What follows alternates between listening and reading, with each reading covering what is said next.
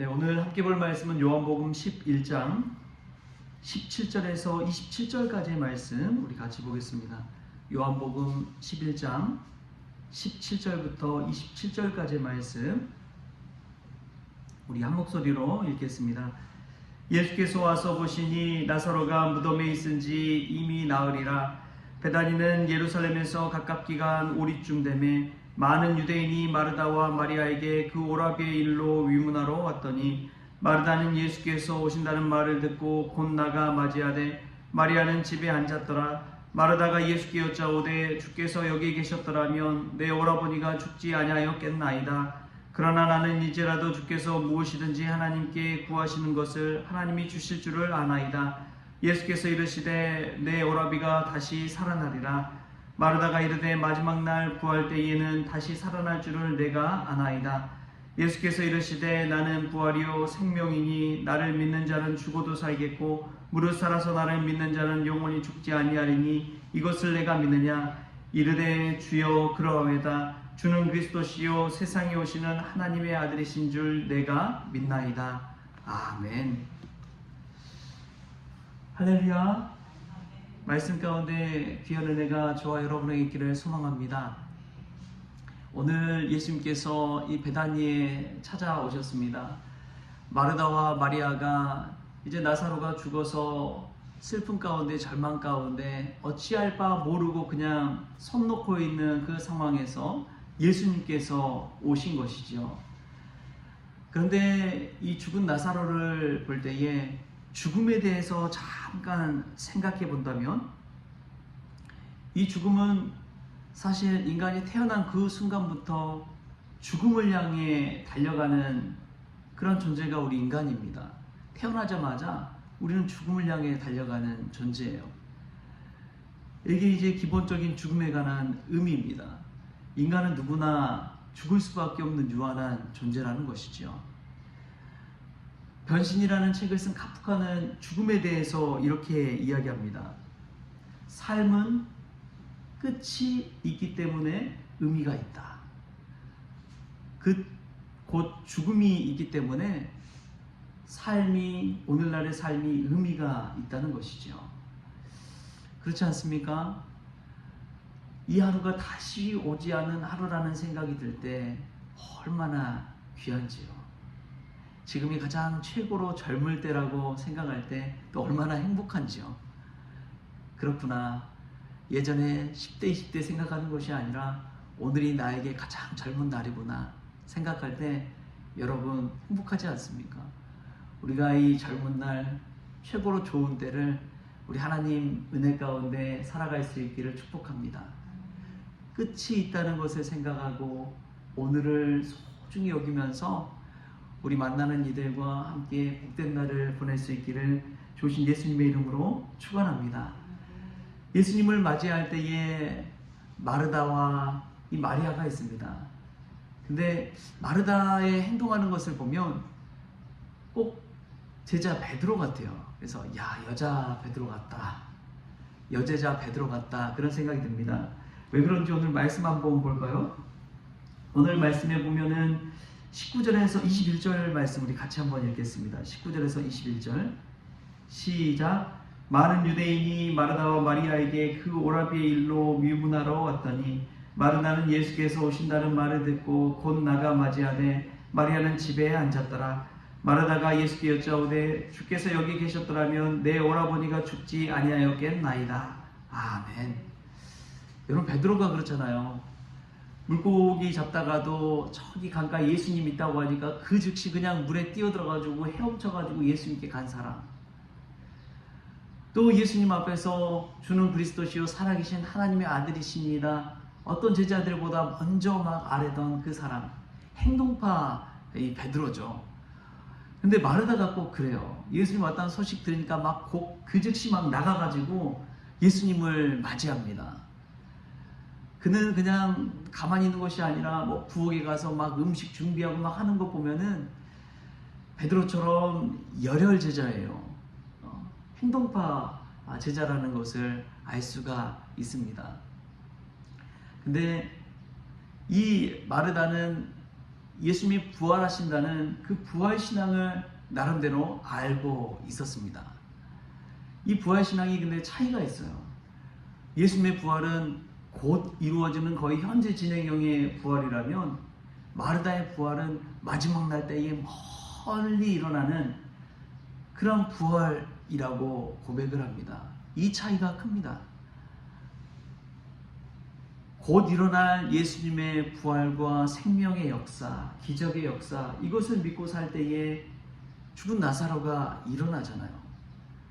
근데 나사로도 죽고 자신도 죽고 마리아도 죽고 언젠가 그 마지막 먼 때에 부활이 일어날 것이다. 똑같은 부활 믿으면서 알면서 거기에 대해 차이는 어마어마하게 큰 것이죠. 저는 신앙도 마찬가지라고 믿습니다. 나중에 죽어서 천국 가는 신앙이 아니라 우리가 현재 오늘날 지금 우리에게 주신 하나님의 은혜를 누리며 사는 것이 얼마나 귀한 신앙이죠. 오늘 나와 동행하시는 예수님과 함께 누리는 복된 날 얼마나 귀한지요. 우리가 이 현재적인 믿음을 가지고 살 수 있기를 바랍니다. 현재 주님이 주신 축복을 누리며 살아갈 수 있길 바랍니다. 나중에 주실 축복 말고 오늘 이 시간 주시는 그 축복, 오늘 하루 주시는 그 축복을 누리며 사는 것이 지혜로운 성도인 줄 믿습니다. 우리가 이 현재적인 부활신앙, 현재적인 축복신앙을 가지고 오늘 하루를 살았으면 좋겠습니다. 또 보면은 이 마르다의 신앙을 보면 예수님 만나고 예수님의 말씀을 듣고 달라진 것이 있어요. 고백이 달라졌습니다. 오늘 말씀 차분히 잘 보면은 마르다가 늘 고백하는 것이 있습니다. 우리 22절, 24절 말씀 같이 한번 읽어볼까요? 22절하고 24절 시작. 그러나 나는 이제라도 주께서 무엇이든지 하나님께 구하시는 것을 하나님이 주실 줄 아나이다. 마르다가 이르되 마지막 날 구할 때에는 다시 살아날 줄을 내가 아나이다. 자꾸만 예수님 앞에서 자신이 안다고 이야기합니다. 내가 아나이다. 내가 아나이다. 이 믿음에 있어서 동사가 중요하거든요. 자신이 안다고 하는 것들을 계속해서 이야기하고는 있지만 근데 예수님께서 하신 나는 부활이요 생명이니 이 말씀을 듣고 나서 마르다가 달라진 것이 무엇이냐? 27절에 이렇게 이야기합니다. 이르되 주여 그러하이다. 주는 그리스도시요 세상에 오시는 하나님의 아들이신 줄 내가 믿나이다. 아나이다에서 뭐로 바뀌었어요? 믿나이다. 여러분 이게 뭐냐면 머리에서 가슴으로 바뀌는 순간이에요. 머리에서 가슴이 가깝지만 얼마나 멉니까? 머리로 알기는 쉽지만 이것을 내가 가슴으로 진정 믿고 고백하고 눈물 나고 감동이 있고 이러기는 얼마나 큰 차이가 있어요. 머리로 아무리 이해해도 이 가슴을 이해한 데까지는 정말 오랜 시간이 걸립니다. 부모님의 사랑을 아는 것도 마찬가지고요. 부모님이 왜 그랬을까 이해는 됐지라도 자신이 부모가 되었을 때야 비로소 부모의 마음이, 부모의 가슴이 그때서야 이제 깨닫게 되는 것이죠. 할렐루야. 우리가 아는 신앙에 그치는 것이 아니라 믿는 신앙까지 나아갈 수 있기를 축복합니다. 머리만 커지는 신앙이 아니라 가슴으로 눈물 뿌리며 하나님 앞에 엎드리고 감격하며 감동하며 살아갈 수 있는 그런 믿는 신앙의 소유자들이 다 될 수 있기를 축복합니다. 예수님이 오셔서 마르다의 그 메말라버린 이성적인 것들을 다 깨뜨려 버리고 감성적으로 오직 예수 그리스도가 세상에 오신 하나님의 아들이심을 믿게 되는 그런 은혜를 누리게 하십니다. 여러분 많이 안다고 좋아하지 마십시오.